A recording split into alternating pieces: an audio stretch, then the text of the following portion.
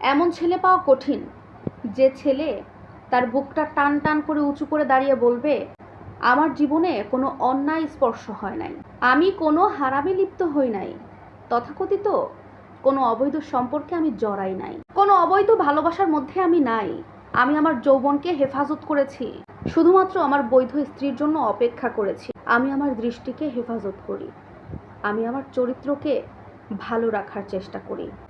এরকম করে বলার মতো ছেলে, এরকম সৎ সাহস নিয়ে বলার মতো ছেলে হাজারে একটা দুইটা পাওয়া এখন খুব দুঃসাধ্য হয়ে দাঁড়িয়েছে।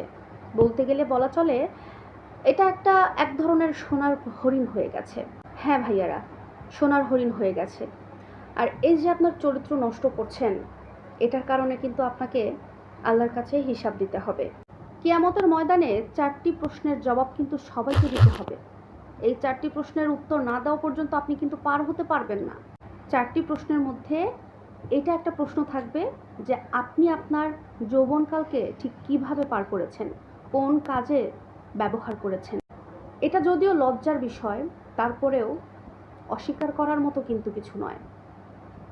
আপনারা মানুন আর না মানুন, স্বীকার করুন আর না করুন, বর্তমান সমাজে দাঁড়িয়ে অধিকাংশ ছেলেরা, ইয়াং জেনারেশনে যারা আছে, তারা এই অবৈধ সম্পর্কে লিপ্ত হয়ে নিজের চরিত্রটাকে শেষ করে ফেলছে।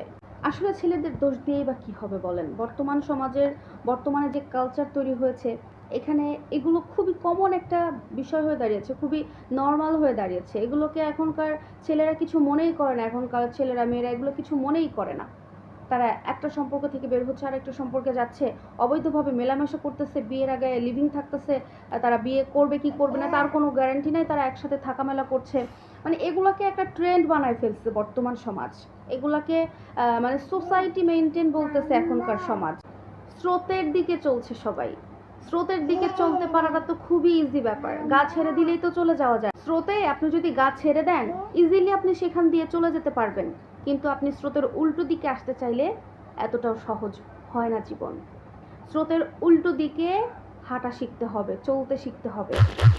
স্রোতের দিকে চলে যেতে তো সবাই পারে ভাই, কিন্তু আপনি যদি স্রোতের উল্টো দিকে হাঁটতে না শেখেন, স্রোতের উল্টো দিকে যদি আসতে না শেখেন, আপনি তাহলে কি করলেন বলেন? আপনি তো কোনো কিছুই করতে পারলেন, আপনার জীবনটা শেষ করে ফেললেন।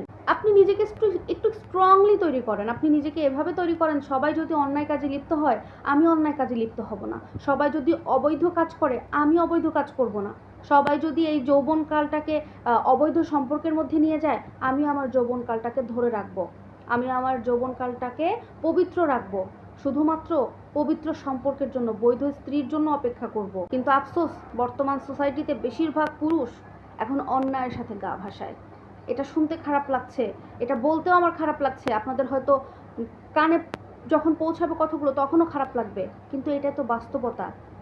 আমি খুব দৃঢ়ভাবে চাই আমাদের সমাজটা ভালো হয়ে যাক, আমাদের সমাজের ছেলেরা তাদের যৌবনটাকে সুন্দর করে রাখুক, পবিত্রভাবে থাকুক, তার বৈধ ভালোবাসার জন্য অপেক্ষা করুক, তার বৈধ স্ত্রীর জন্য অপেক্ষা করুক, নিজেকে শক্তিশালী পুরুষ হিসেবে তৈরি করুক।